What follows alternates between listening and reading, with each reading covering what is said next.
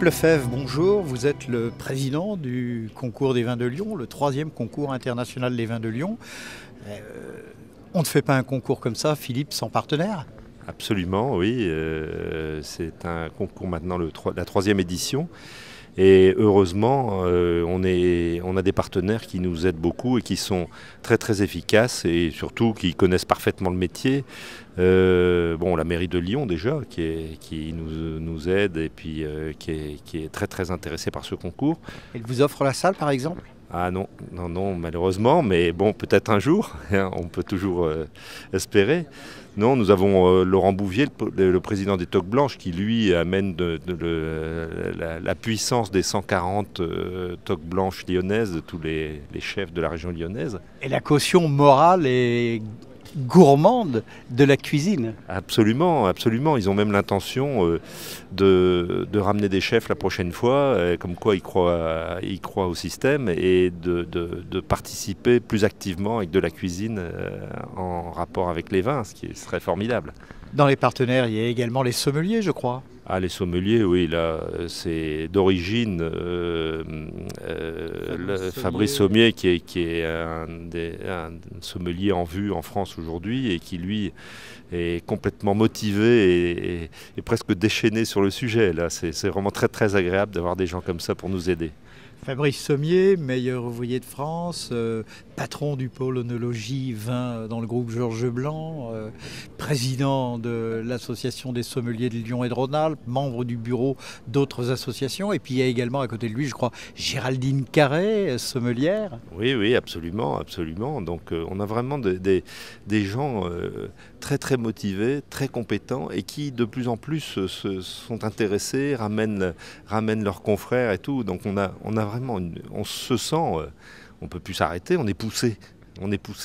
Le lycée de Bel Air également, c'est fabuleux ce qu'ils font ces jeunes. Pour eux, c'est une expérience extraordinaire et donc de participer à ce genre de choses. Et là également, ils sont en formation, ils essayent de comprendre, de savoir mieux comment sont les vins, etc. Et pour eux, c'est fabuleux de voir ça.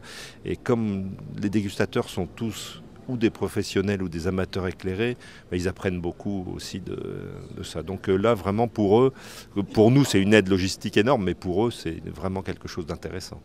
Philippe Lefebvre, alors tout ça explique sans doute l'engouement de ce concours. Regardez, aujourd'hui, il y a 2400 ou 2820 2420. Combien de dégustateurs 350 et quelques, ce qui est une organisation.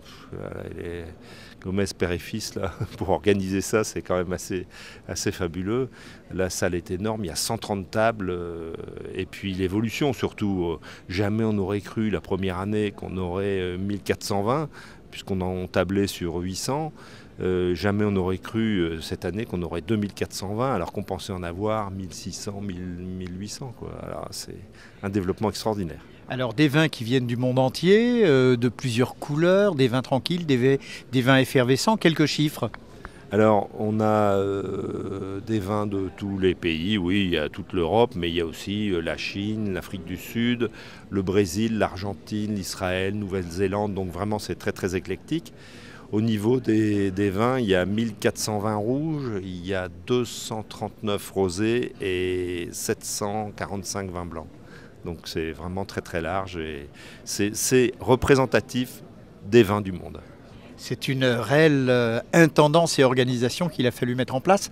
Quelles sont les idées pour l'édition 2013, à part l'association Mes Vins avec les Toques Blanches lyonnaises ?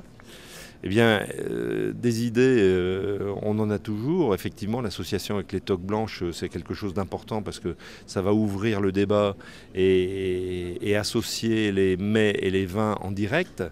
Et puis après, 2420, il y a encore de la route à faire, même si on ne l'avait pas prévu. Et pourquoi pas arriver à plus. Mais bon, l'organisation sera plus compliquée. Mais il n'y a pas de problème, on s'en sortira toujours. Philippe Lefebvre, merci. Alors on voit très facilement que Lyon, qui est déjà la capitale mondiale de la gastronomie, risque de devenir dans quelques temps la capitale mondiale de l'œnologie. Et je crois que cela n'est pas pour vous déplaire. Ah non, pas du tout, parce que comme c'est la passion qui nous guide tous, la passion du vin, c'est sûr que c'est un challenge fabuleux. passion, voilà le mot de la fin. Merci Philippe Lefebvre et belle journée. Merci beaucoup.